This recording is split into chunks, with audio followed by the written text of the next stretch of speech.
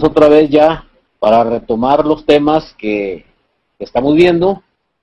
Y recuerden ustedes que estamos tocando algo muy importante, que viene siendo las características propias de un sistema coloidal versus las características propias de un sistema iónico.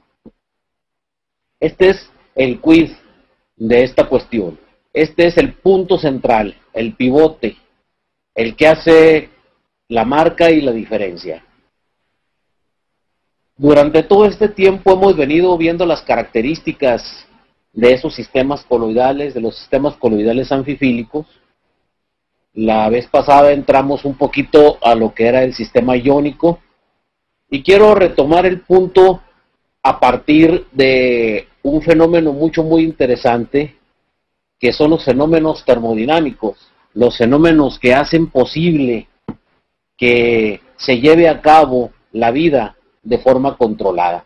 Y esto es algo muy interesante, porque si nos ponemos a ver cómo interactúan los diferentes factores para equilibrar la vida o para hacer el balance de la vida, vamos a ver algo muy interesante.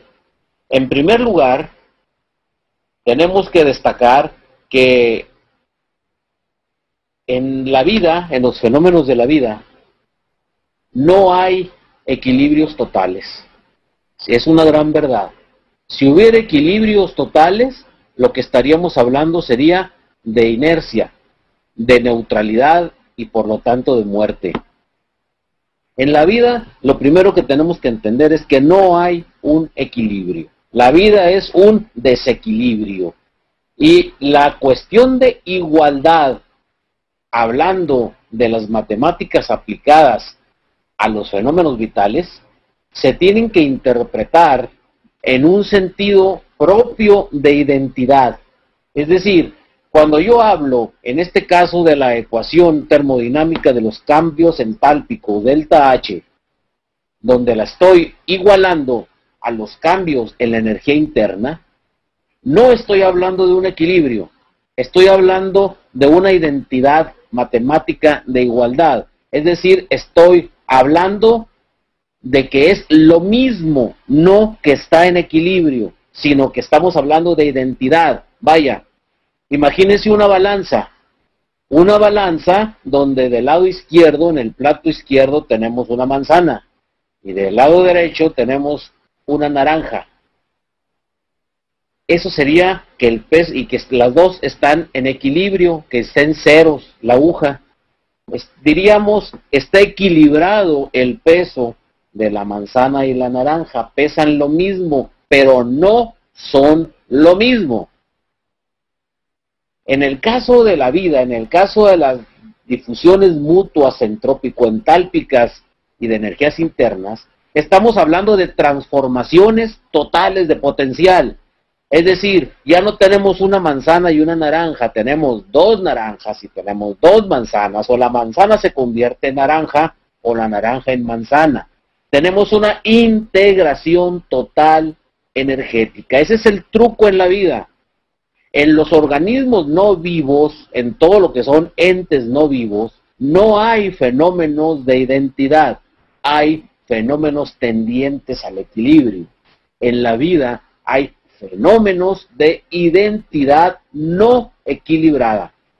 Tengan en cuenta que cuando la vida se equilibraría, entonces estamos hablando de muerte. En este caso, muy importante, estamos hablando de las difusiones mutuas. ¿Por qué el concepto de difusión mutua? Porque estamos hablando de un intercambio energético antes que un intercambio particular. Aquí tenemos que estarnos cambiando el cassette de la teoría corpuscular a la teoría de ondas, a la teoría de la física cuántica, a la teoría de cuerdas. Está un poco complicado el paquete porque no es unitario.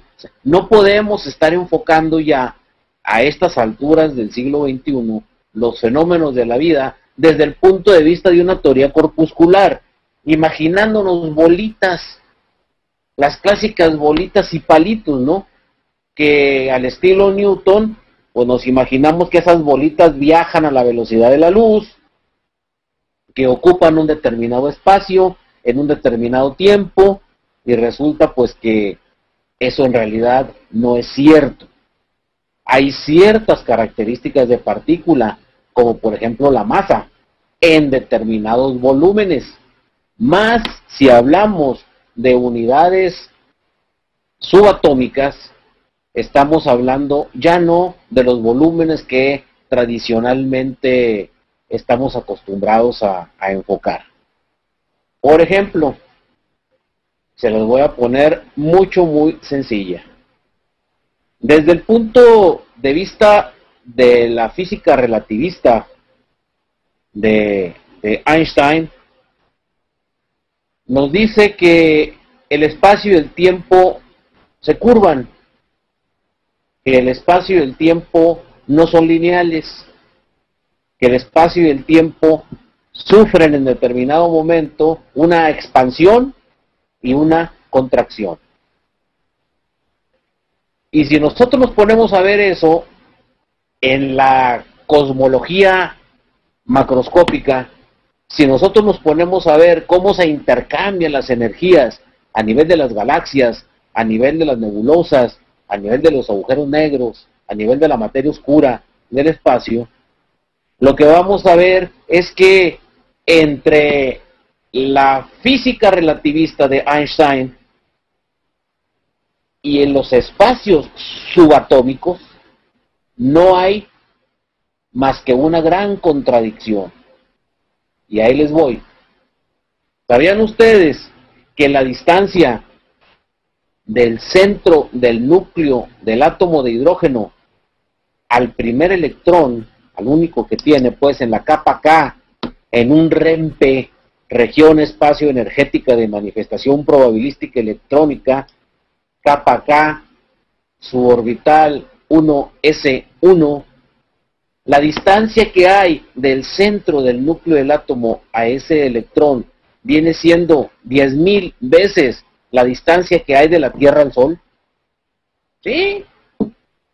¿Cómo en ese subespacio cabe en la mente del ser humano que esa distancia sea 10.000 veces la distancia de la Tierra al Sol? Pues eso es lo que sucede. Y luego si nos metemos dentro del átomo, que era indivisible, ¿verdad?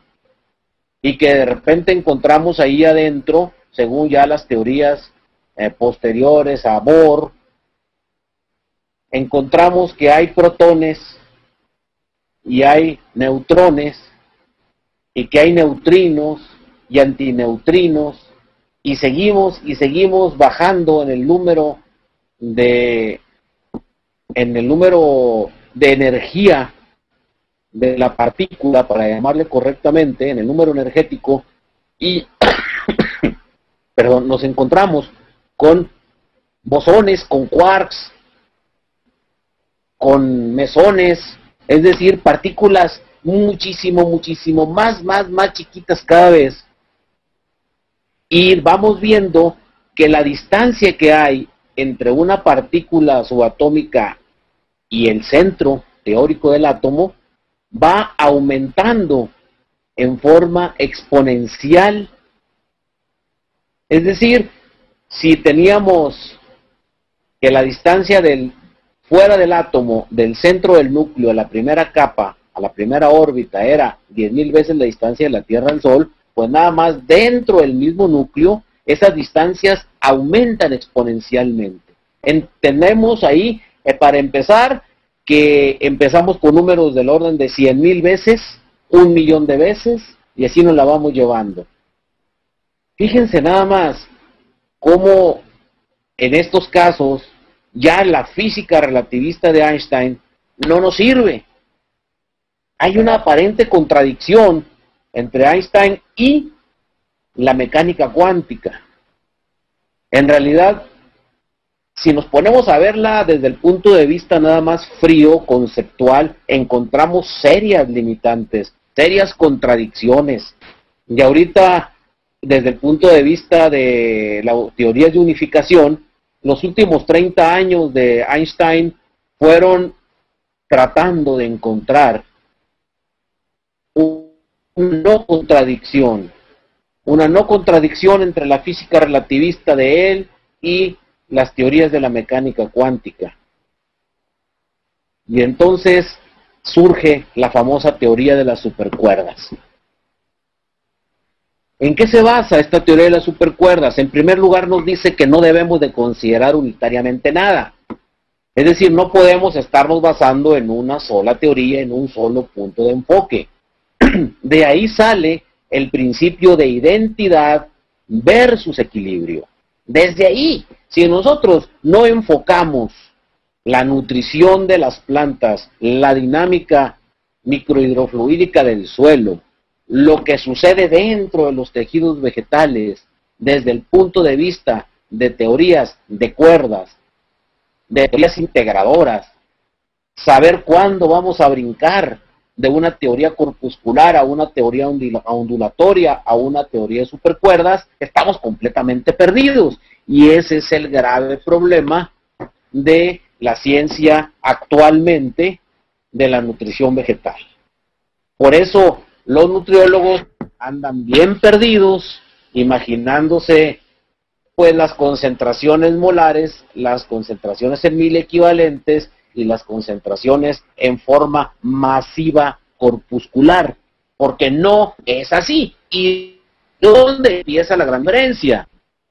La gran diferencia empieza precisamente en los fenómenos de difusión mutua. Ese es el parteaguas, en donde claramente, desde el punto de vista del cambio energético, vemos que los cambios entálpicos, delta H, es decir, los cambios calóricos en la energía que mantiene una molécula existente, actuante y viva, son iguales a los cambios en la energía interna. ¿Qué quiere decir esto, señores?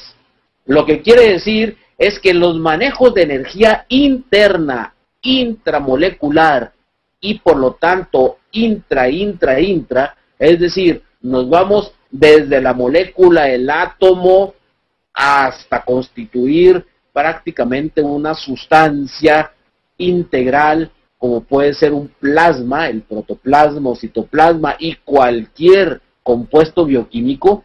Estamos hablando no de intercambios cuantitativos de materia, sino estamos hablando de intercambios totales de energía. Ahí está el secreto. Y eso lo hemos definido como la famosa energía total de interacción. ¿Cómo interactúa una molécula en la vida?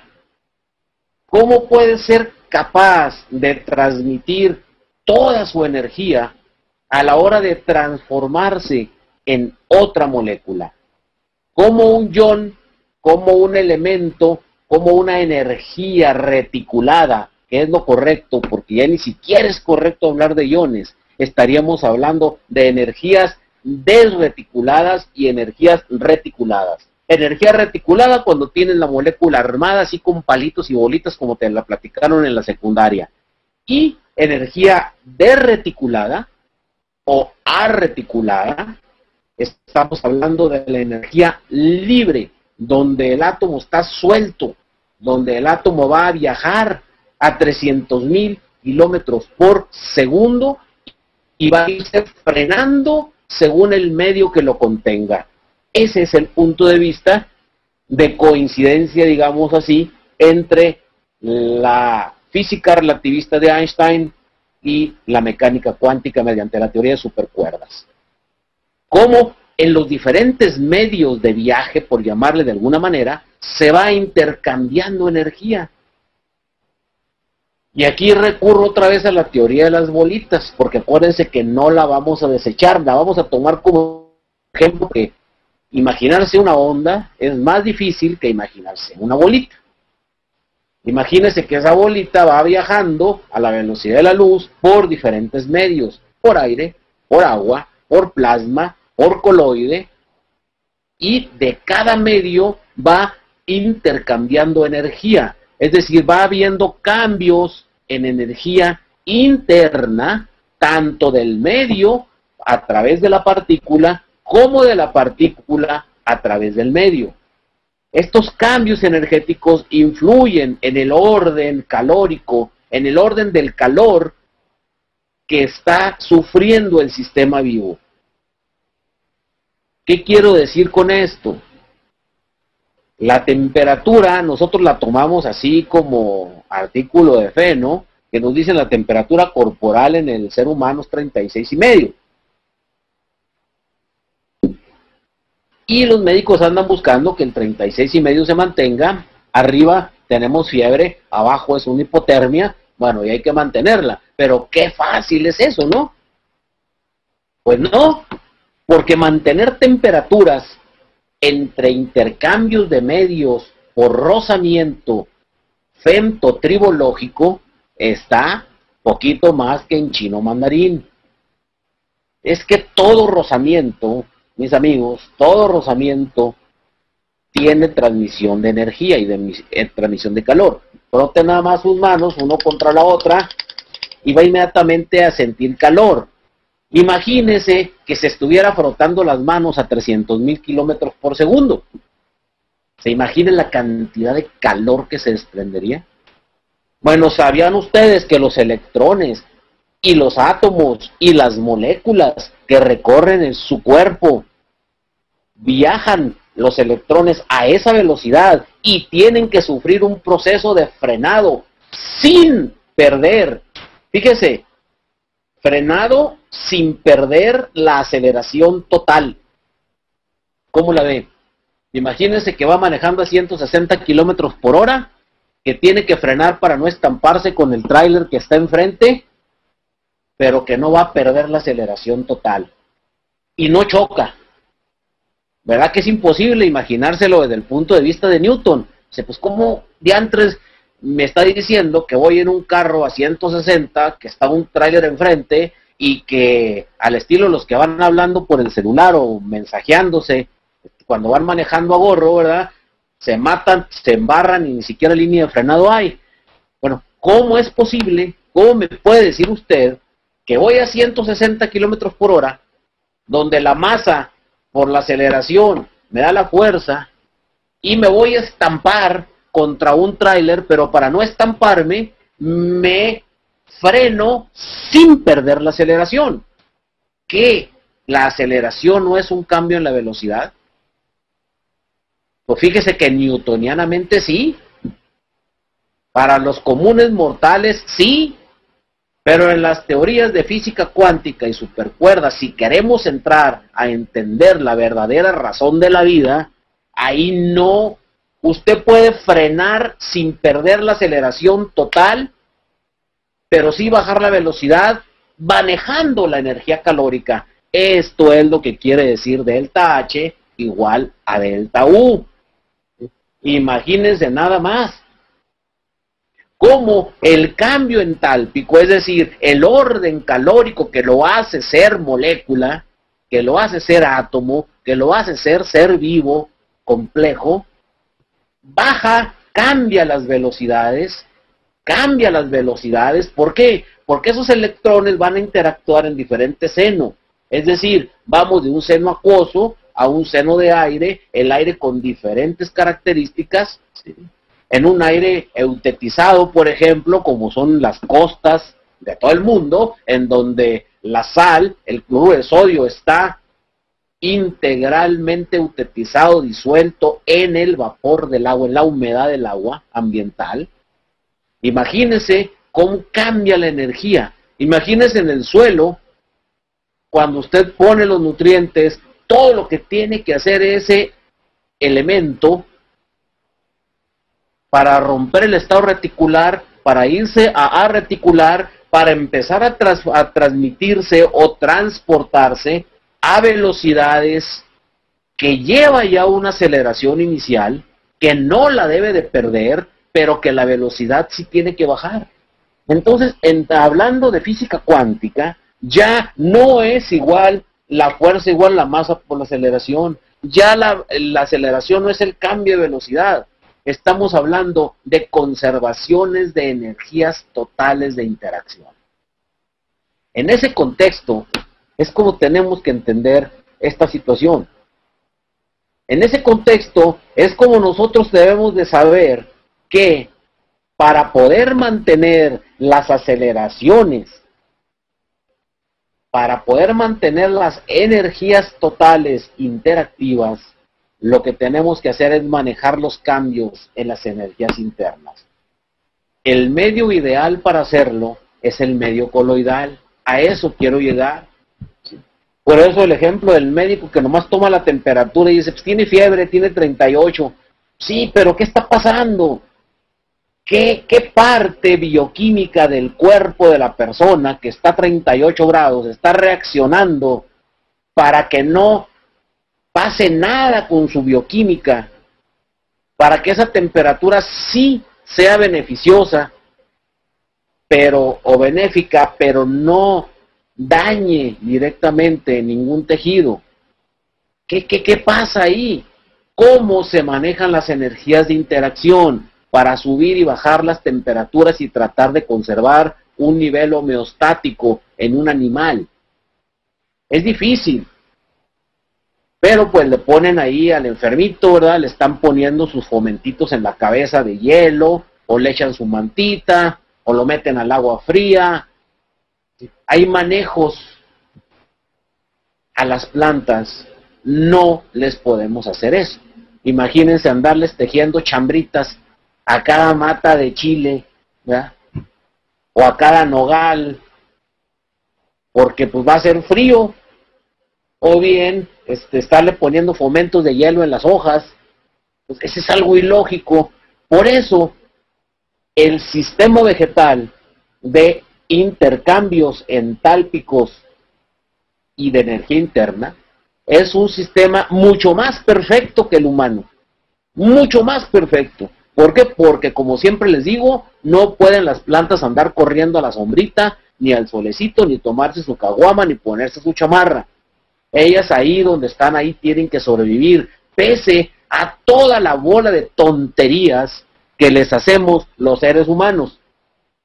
Los que ponen malla sombra creen que con la malla sombra van a quitar todos los vectores. ¿Por qué? Porque tienen la cortísima y miope visión de nomás estar viendo insectos por todos lados, ¿verdad? Para muchos la agronomía es bichología, es puros bichos, grandes, chiquitos, medianos y de todos, y eso es lo que hay que combatir. Y qué bueno, ¿verdad? Pues esos ayudan bastante, pero no es todo. Cuando estás poniendo una malla sombra, estás quitando también luz, estás quitando aire, estás quitando flujos de eddy, estás alterando la termodinámica propia de cada una de las plantas en equilibrio versus las que están sin malla sombra. Cuando te metes un invernadero, pues tantito peor, ¿sí?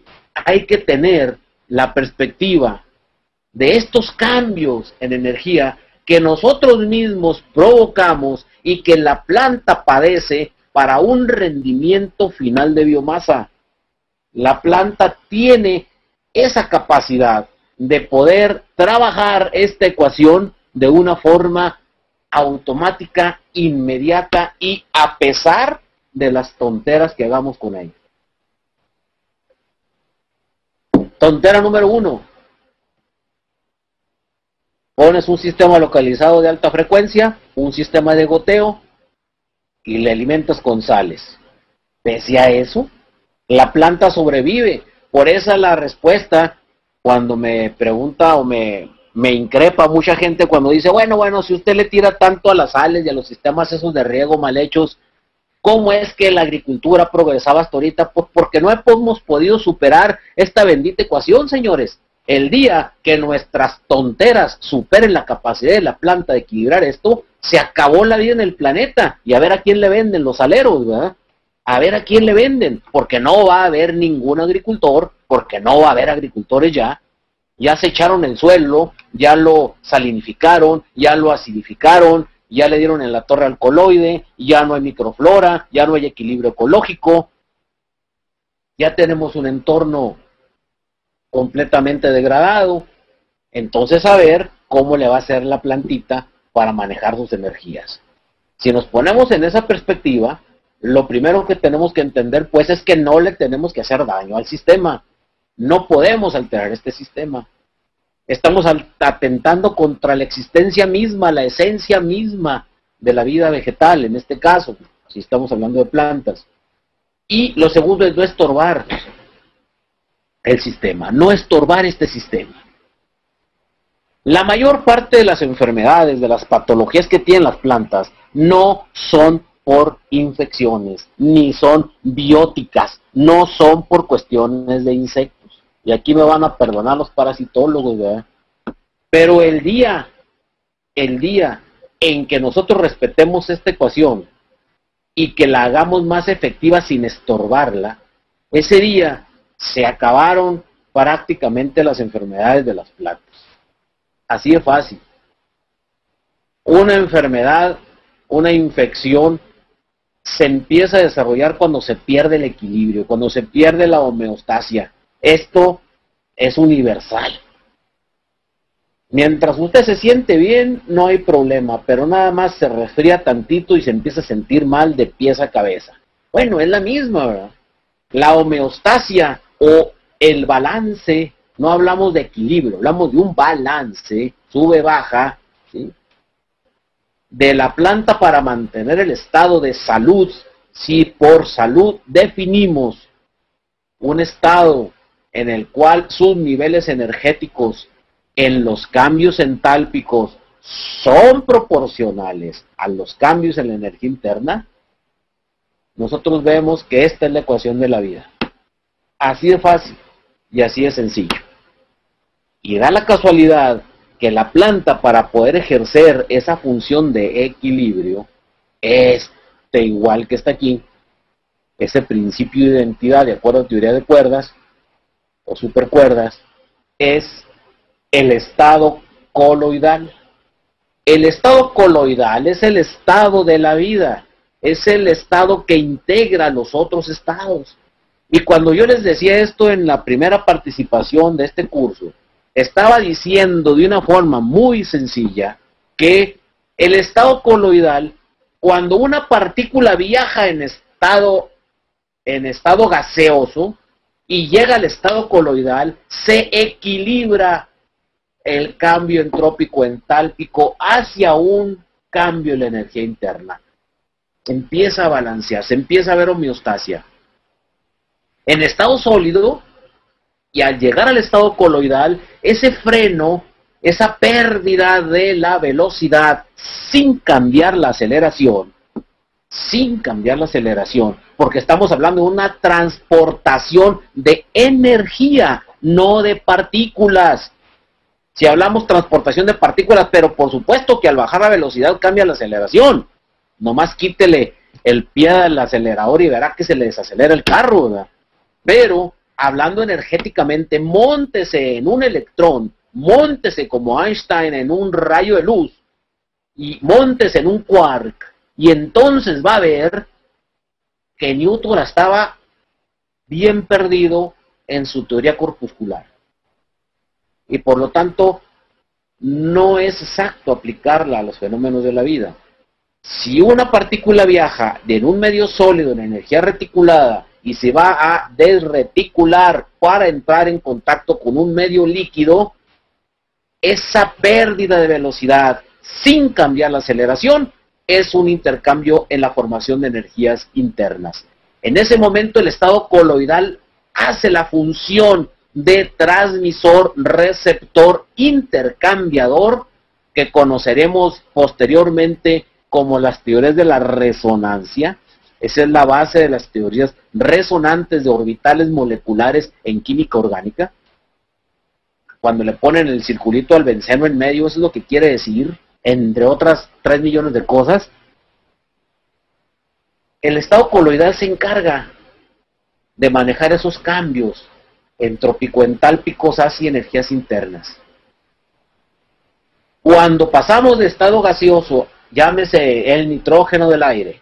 Vaya, el nitrógeno del aire decimos muy fácil, las bacterias nitrificantes que están nodulando las raíces agarran y toman y hacen esto y lo otro, nitratos y nitritos, y de una forma muy sencilla la ponemos en una ecuación, sí, balance de masa, pero balance energético tendríamos que irnos acá. ¿Cómo se le hace para que esa energía pase del nitrógeno del aire hacia el cuerpecito de la bacteria y ahí empiece a transformarse para que se fije y luego pase al suelo y luego a la raíz y luego de ahí suba?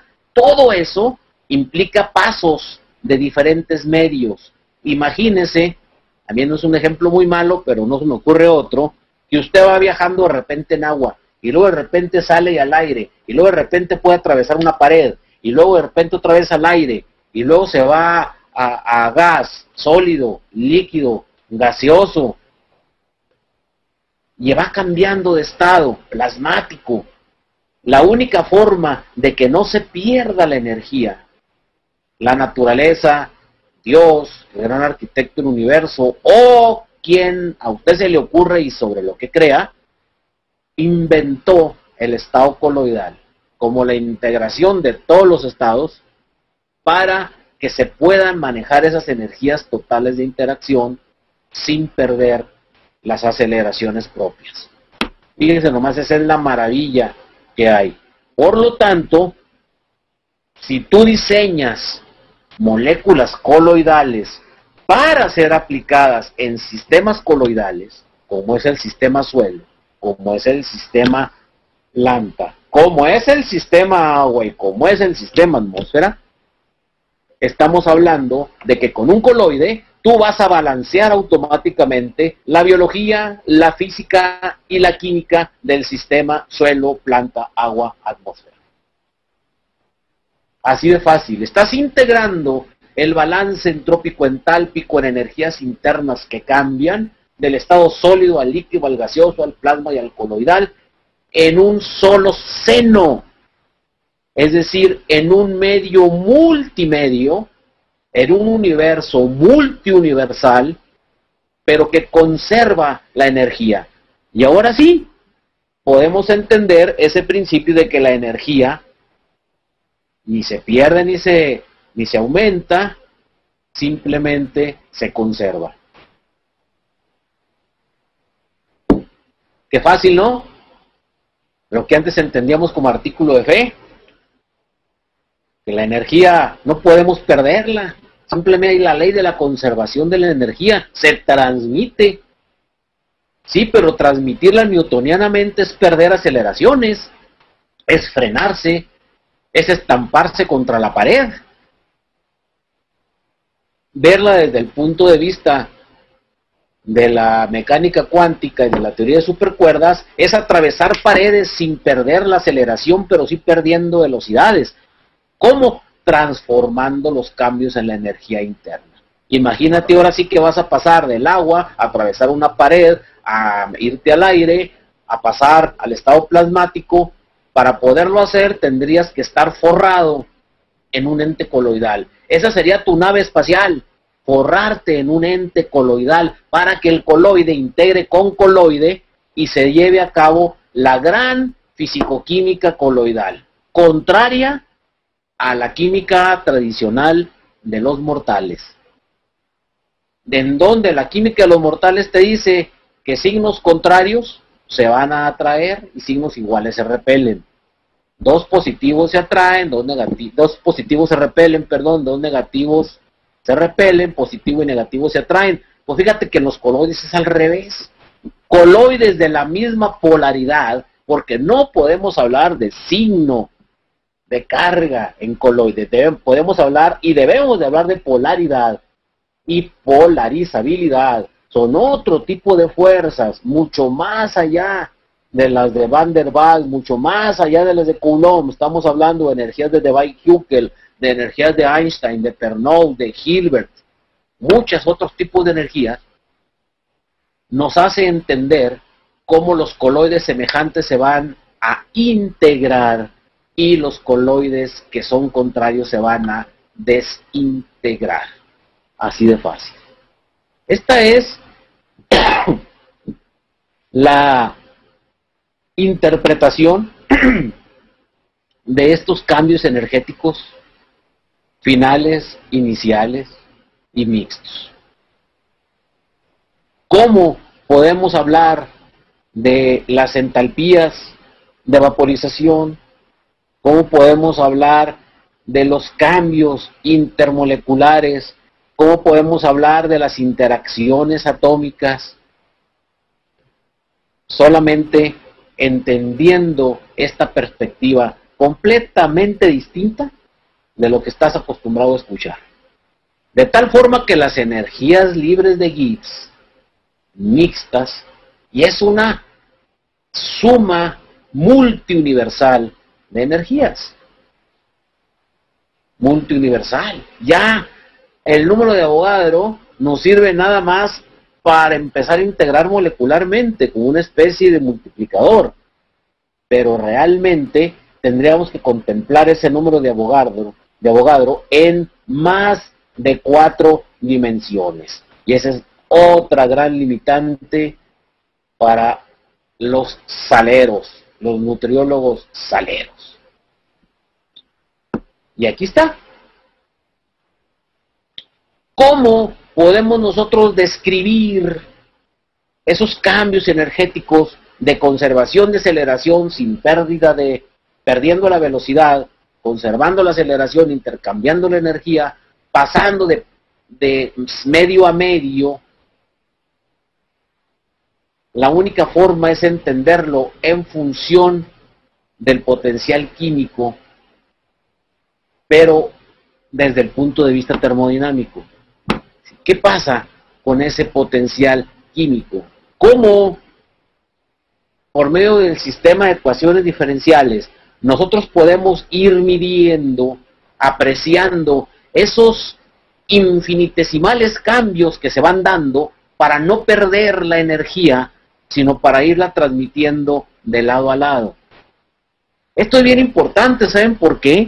Porque habla acerca de la aplicación práctica de las dosis que se pueden utilizar en la nutrición coloidal. Ya no estamos hablando de toneladas, antes hablábamos de toneladas, con esas incongruencias de la vida, que no sé a quién se le ocurrió inventar las famosas unidades, ¿no? ¿Unidades de qué? ¿Unidades de qué? Unidades de nitrógeno. Bueno, nadie me ha sabido explicar hasta ahorita lo que es una unidad de nitrógeno desde el punto de vista termodinámico. Desde el punto de vista de las bolitas, sí, ¿verdad? Puedes imaginarse un montoncito de pelotitas ahí juntas. Pero si la planta comiera unidades, háganme ustedes el favor. Qué cosa tan incongruente.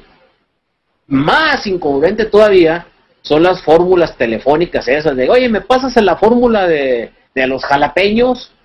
Sí, mira, es la 300, 250, 155, 38.3. Para reírse, ¿no? Y lo peor es que así lo hacen.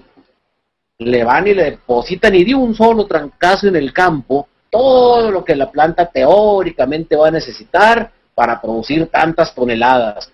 Y durante siglos se basó la agronomía en lo mismo. Y da coraje y da tristeza como todavía en pleno siglo XXI siguen enseñando las mismas teorías agronómicas de hace más de 60 años. Agarren un libro de fisiología vegetal de 1960, 55, y lo único que le cambiaron son los monos. Y compruébelo, y vea los aspectos de la fisicoquímica aplicados a la producción vegetal, a la producción de biomasa, y va a ver que son las mismas cuestiones arcaicas de hace 60 años, en teorías, aplicadas ahorita. Todavía los muchachos que están saliendo de las escuelas de agricultura en estas alturas andan con la teoría de las unidades, andan viendo que la urea tiene 46 unidades de nitrógeno, saben y andan calculando las enmiendas del suelo. Háganme ustedes el favor, la cantidad de yeso que hay que poner para remediar el suelo y la cantidad de ácido que hay que poner. Todavía vergüenza debería darles, vergüenza andar enseñando esas cosas. Es como si en lugar de enseñarles a manejar la computadora, a cada estudiante le dieran su cincel y su martillo y su tablita y su piedra para que empezara a escribir ahí escritura cuneiforme. Allá de la primera escritura babilónica que se dio, es la misma, hombre, es la misma. Y todavía salen orgullosamente nutriólogos, válgame Dios. Eso lo tenemos que sacar de la cabeza, ya no sirve. La gente que está con nosotros, nuestros ingenieros, ahorita se me cambian el cassette y lo que aprendieron ya se les olvidó. Por favor, para poder construir desde abajo, bien. Vamos a empezar a construir en sistemas coloidales, en base de potenciales termodinámicos, en base a funciones de equilibrio de energía, en base a teoría de cuerdas, de supercuerdas, de física cuántica y de física relativista de Einstein, pero integralmente. Esa es la tecnología que estamos manejando, esa es la base del modelo bioquímico de Liebman. Por eso todo el mundo se confunde. Creen que vamos a agarrar el modelo bioquímico y ver una receta de cocina. Ah, sí, mira aquí, le sumas y le restas y ya estuvo. Fíjense que no, es algo más difícil, pero más entendible desde el punto de vista de la realidad. ¿Por qué? Porque si en lugar de estar conceptualizando las bolitas que viajan en el seno del agua y decir, es que vamos a aplicarle 3 miliequivalentes de potasio para que la planta se los coma. No se vayan hasta Almería a aprender esas tonteras, hombre, que al cabo ya pasaron de moda. Mejor clávese en entender lo que son los potenciales químicos que dan los cambios en la energía libre para cada molécula en un sistema en los cuales estamos hablando de redistribución coloidal. Esa es la carnita pegada al hueso. ¿Ya para qué se van a estudiar cómo se disuelven las sales y cómo preparar soluciones madre?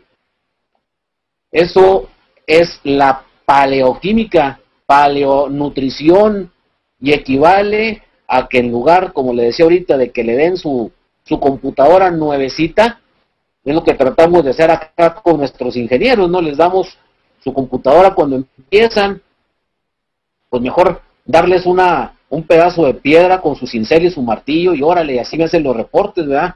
Si les vamos a trabajar el mismo sistema arcaico, caduco de las unidades y de todo eso, pues ¿para qué quieren computadora? Con un cincel tiene. Pero como no es el caso, vamos a meternos mentalmente en este maravilloso universo de las energías libres determinadas y determinantes, y vamos a ver cómo toda la energía de transportación, ahí les va, toda, y cuando digo toda es toda, la energía de transportación de una molécula en el agua, la vamos a expresar en términos de presión osmótica. Toda en términos de presión osmótica. No la vamos a expresar en miliequivalentes por litro. No la vamos a expresar en milimoles por litro, porque no hablamos de teorías corpusculares. Estamos hablando de potenciales químicos de entes que se transportan integralmente en el agua, y el agua como disolvente universal para la vida. Entonces tenemos que conjuntar nuestra fisicoquímica coloidal y aplicarla a los términos de demanda osmótica. ¿Por qué? Ahí le voy de una forma muy sencilla. Hablemos de los coloides hidrófilos.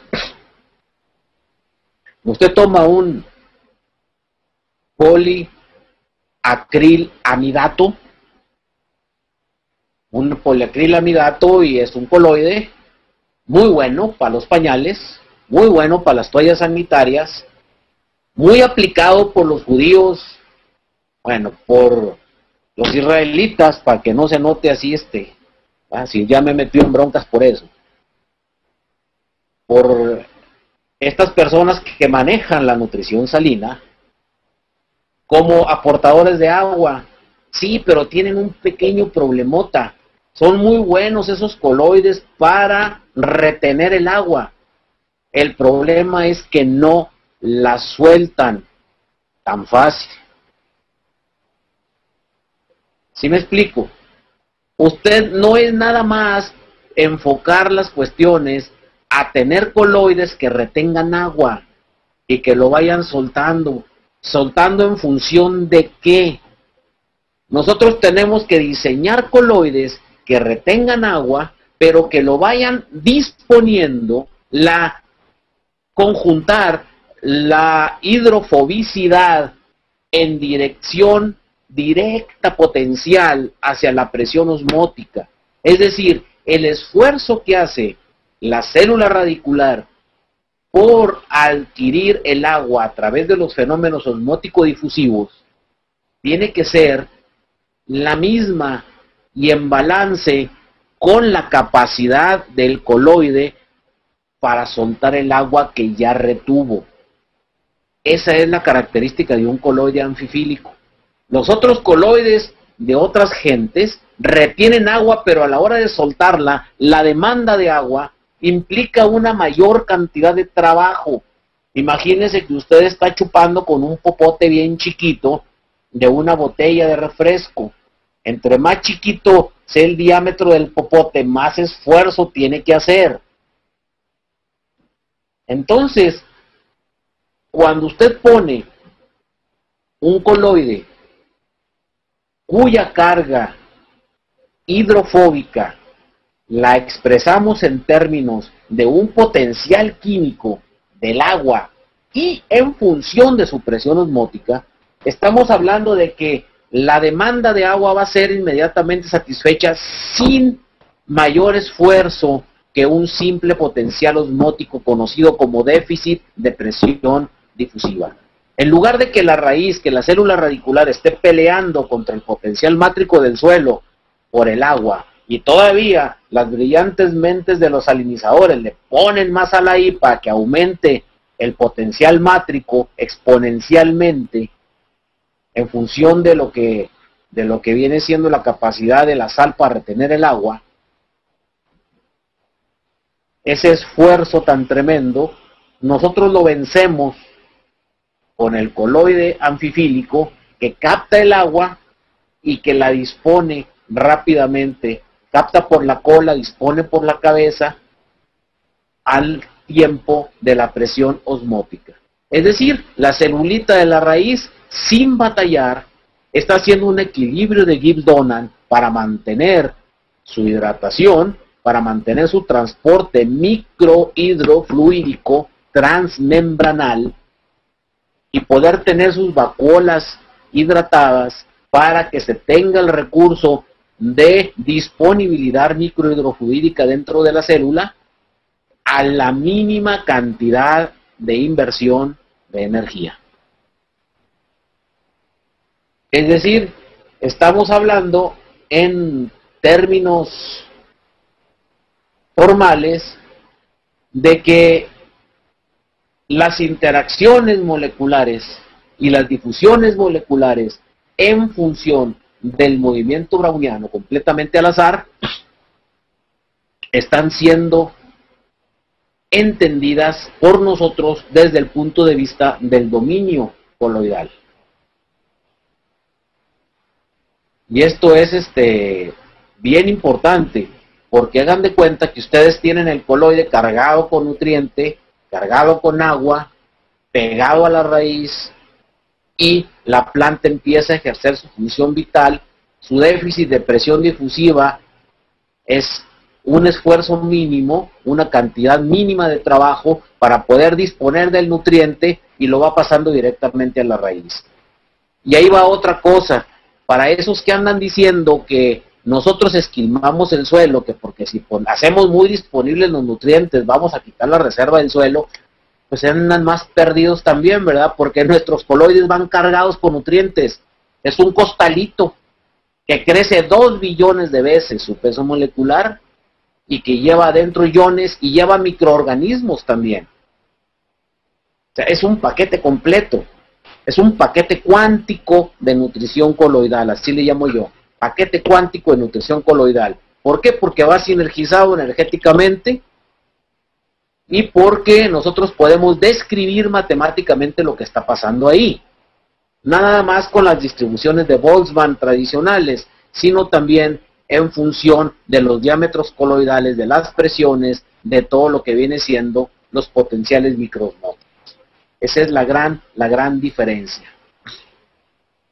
Y aquí es en donde empezamos a precisar nosotros cómo las colisiones moleculares las podemos describir utilizando el modelo de Boltzmann y browniano, completamente al azar, pero en función de los diámetros del coloide, de los coeficientes de difusión y de la presión, que viene siendo la presión interna del coloide, de la pared coloidal, para que sinergice con la presión de las membranas de la célula y que podamos hacer un puente de canal iónico, no nada más en la membrana celular, sino en la membrana coloidal. En nosotros, los puentes de canal iónico son sinérgicos tanto en las membranas celulares como en la membrana coloidal. Se extiende el puente del canal iónico. No tiene el ion que atravesar una pared coloidal ajena para luego entrar a un canal iónico que se está formando momentáneamente, sino que hacemos un canal iónico en continuo. ¿Por qué? Porque estamos trabajando el flujo de las moléculas en función de un gradiente de concentración descrito por una ecuación determinada y en términos de un factor común, de una intérprete común, que es Fick.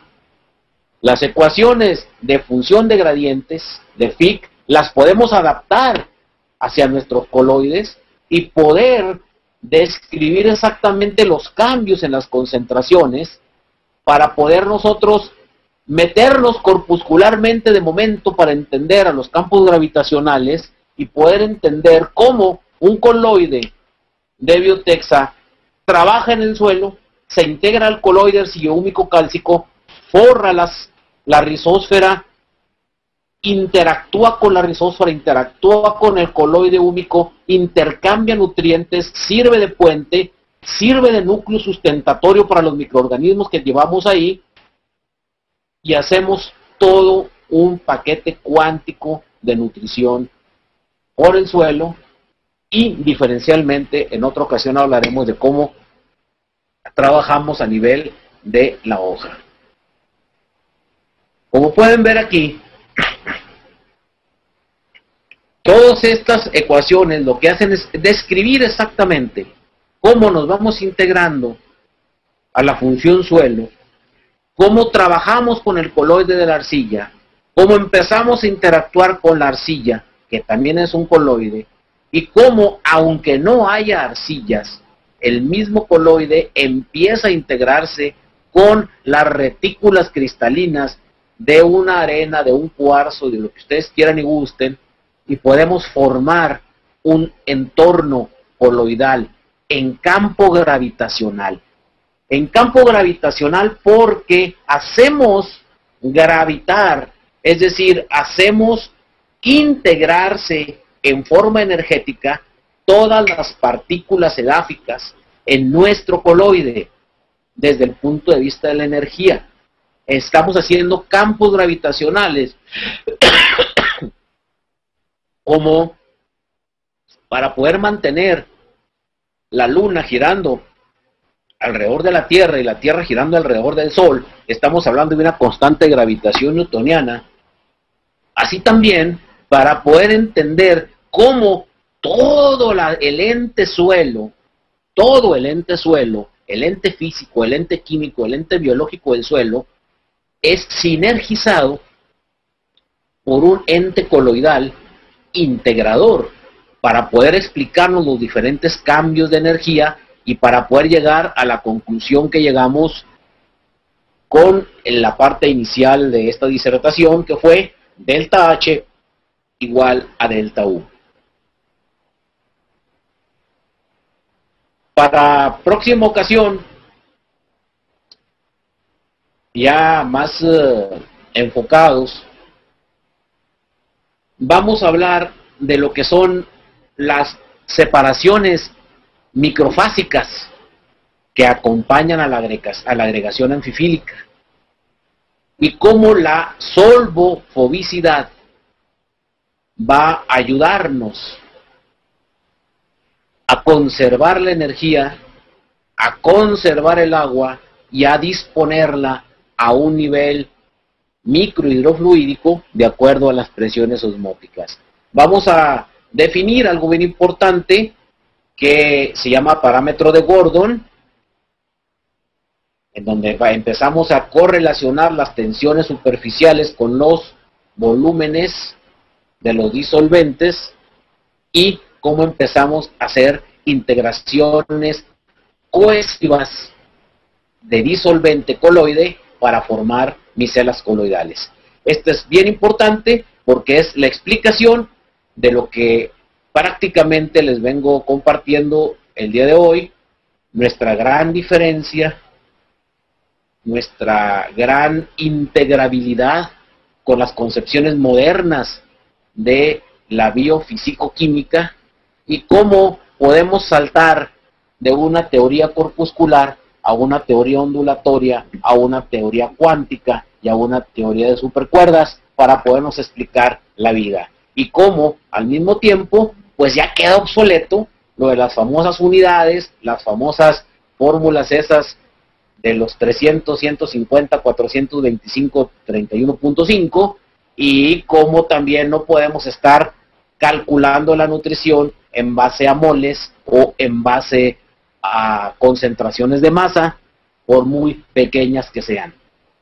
Todo es balance energético. Todo es balance energético, todo es integración, todo es conservar la aceleración perdiendo la velocidad, todo es fenómenos de difusión mutua, es decir, delta H igual a delta U en un principio de cambios entálpicos y cambios en energía interna.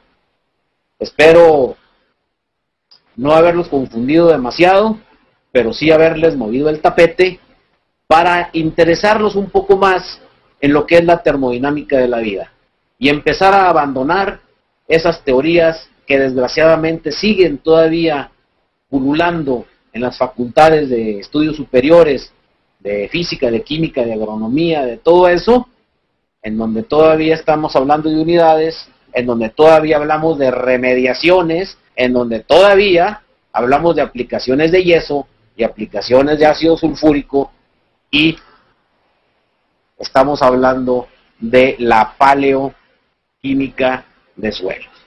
Quitémonos eso de la cabeza, cámbiense el cassette y preparémonos a entrar a un nuevo concepto, el concepto de Biotexa, el concepto de el modelo metabólico del Livon y la ingeniería metabólica del Livon, que no es un concepto teórico, es un concepto que funciona en la práctica y funciona también que nosotros no tenemos la necesidad de andar haciendo demostracioncitas de saco una teoría, la valido y hago un desarrollo, hago 50 papers, los publico y luego después empiezo a hacer. Nosotros no nos andamos metiendo en ese proceso. Ahorita empezamos a entrar en el proceso de comunicación científica con los muchachos que tenemos estudiando y estamos empezando por esa parte, pero no nos vamos a quedar ahí. Sería ilógico quedarnos nada más ahí, ¿verdad? Nosotros no estamos para hacer papers, nosotros estamos para hacer tecnología aplicable, innovación cogitativa que solucione problemas ahorita, y mañana, y pasado mañana, y estar en la vanguardia, estar en la tecnología de frontera. Esa es la gran diferencia. Por eso no andamos haciendo desarrollos para validar, para que después de 50 tesis empecemos a tener un producto comercial. Nosotros de la teoría nos vamos al campo rápido y funcionamos. Si no funcionamos en 72 horas, no tenemos razón de existir. Entonces sí le damos la razón a los aleros para que sigan aplicando sus mugreros, y a los que siguen con las fórmulas telefónicas, y a los que conceptualizan todavía la vida como un conjunto de bolitas y palitos. Pero afortunadamente estamos en un punto de disrupción, en un punto de romper paradigmas, de realinearnos con nuevos conceptos, y esto es lo que vamos a hacer en las próximas reuniones. Por mi parte, muchas gracias, les agradezco infinito que estén conmigo, con nosotros, como todos los lunes, y nos vemos el próximo lunes.